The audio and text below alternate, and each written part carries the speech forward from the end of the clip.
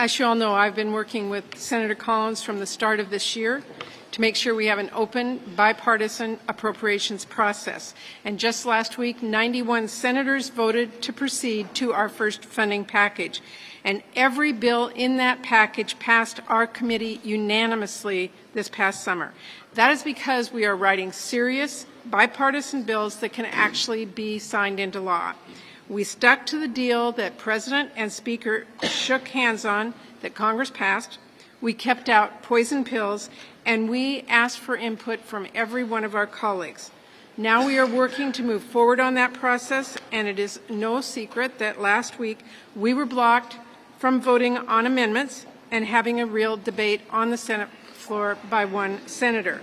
But I want you to know we are determined to make sure a handful of senators don't overrule the vast majority of us who worked on this package and want to see it move forward.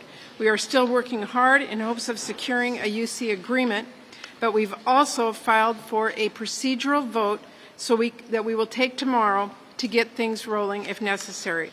So here's my message to every senator who's told me and Senator Collins that they want to get back to regular order. They want to get back to bipartisanship. They want to avoid that massive end-of-the-year omnibus.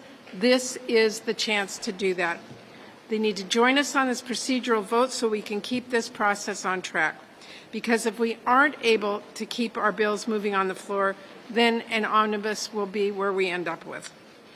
So senators need to decide what they want. I personally do not want to let a few members cause chaos and stop other senators, especially those who do not serve on the Appropriations Committee, from weighing in on these bills on the Senate floor. And I hope all of our colleagues agree.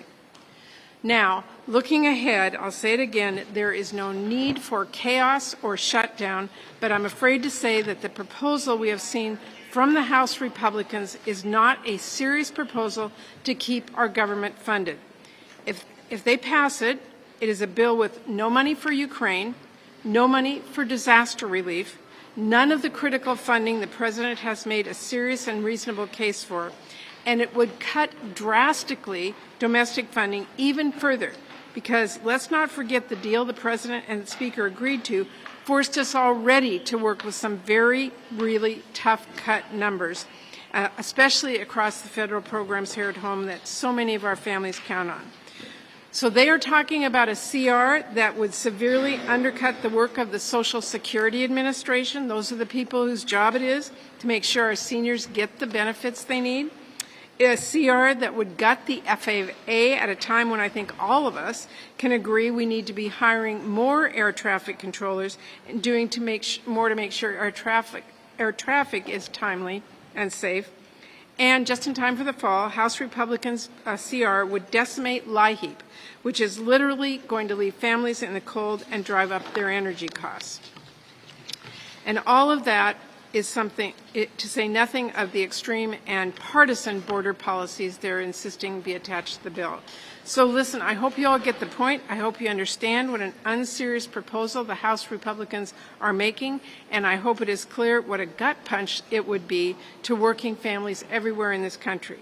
Now, in contrast, I'm working hard here in the Senate to make sure we do put together a bipartisan CR that will deliver on the necessary funding for disaster relief, supporting Ukraine, paying our wildland firefighters, and more. Because we need to show the American people that Congress can come together and help people and solve problems. That's exactly what we are focused on doing here in the Senate. And I'm pleased to be joined today by two of my chairs for the subcommittees in the appropriations, and I just want to give a shout out to all of our subcommittee chairs and ranking members in appropriations. They've had to put together these 12 bills under very difficult, challenging circumstances, and they've done so successfully, and I appreciate the work of all of them.